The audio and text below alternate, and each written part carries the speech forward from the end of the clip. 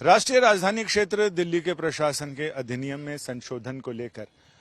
उसे select committee को भेजे जाने की मांग करते हुए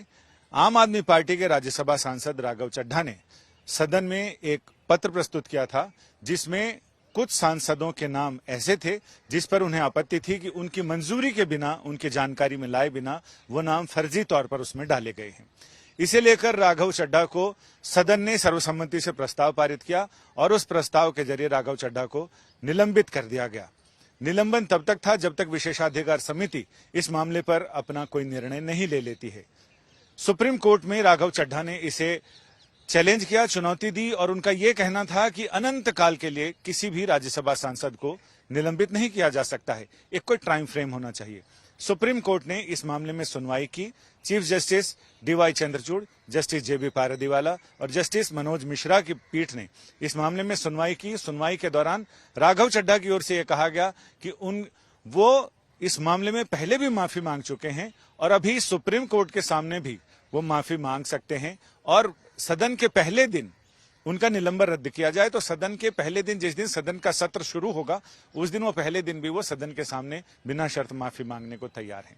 सुप्रीम कोर्ट में कई चीजों पर बात हुई। पहली बात तो ये हुई कि इसमें किस नियम के तहत कार्रवाई की जाए। चीफ जस्टिस ने अटॉर्नी जनरल से पूछा कि किस नियम के तहत कार्रवाई होगी, क्योंकि ये सभापति का आदेश नहीं बल्कि पूरी सदन की तरफ से ये प्रस्ताव पारित किया गया है। तो सदन के इस प्रस्ताव पर कैसे आगे कार्रवाई हो सकती है, सुनवाई किस नियम के तहत हो सकती है। इस पर अटॉर्नी जनरल ने कहा कि जब तक विशेषाधिकार समिति इस पूरे मामले पर सुनवाई पूरी ना कर ले, इसे निपटा ना ले, तब तक सुप्रीम कोर्ट को इस मामले में दखल नहीं देना चाहिए, क्योंकि ये सदन के अंदर का मामला है, विशेषाधिकार का मामला है। लिहाजा ये भी कहा गया, राघव चड्ढा के वकील राकेश द्विवेदी ने यह भी कहा कि इस मामले में सुप्रीम कोर्ट ने फुल कोर्ट जजमेंट भी पास किया है, जिसमें यह कहा गया है कि जो विशेषाधिकार ब्रिटिश पार्लियामेंट में, हाउस ऑफ कॉमन्स में सदस्यों को हैं, वैसे ही अधिकार भारतीय संसद में भी सांसदों को सदन के अंदर होंगे। इन तमाम चीजों पर जब अटॉर्नी जनरल से कोर्ट ने पूछा कि इसमें कौन से नियम के तहत कार्रवाई होगी, अटॉर्नी जनरल ने कहा कि वो कोर्ट को असिस्ट करेंगे, लेकिन उसके लिए उन्हें थोड़ा सा वक्त चाहिए और कोर्ट ने इस मामले की सुनवाई अब अगले शुक्रवार तक के लिए मुलतवी कर दी है। अगले शुक्रवार को इस मामले में अगली सुनवाई होगी, तब पता चलेगा कि आखिर राघव चड्ढा के सस्पेंशन को लेकर सुप्रीम कोर्ट का रुख क्या है। सुप्रीम कोर्ट ने भी ये कहा, चीफ जस्टिस ने सुनवाई के दौरान टिप्पणी की कि किसी भी, अगर सदन की कार्यवाही में खलल डाला जा रहा है, कोई सदस्य खलल डाल रहे हैं, तो उन्हें एक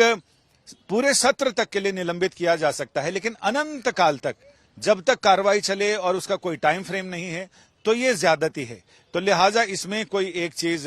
तय करनी होगी। तो अब ये देखा जाना दिलचस्प होगा कि अगले शुक्रवार को जब इस मामले की सुनवाई होगी तो सुप्रीम कोर्ट कौन सी दिशा में सुनवाई को आगे ले जाता है और आगे क्या यह सुनवाई और इसका नतीजा और इसका निर्णय कोई मील का पत्थर साबित होगा, ये देखते हैं हम और आप।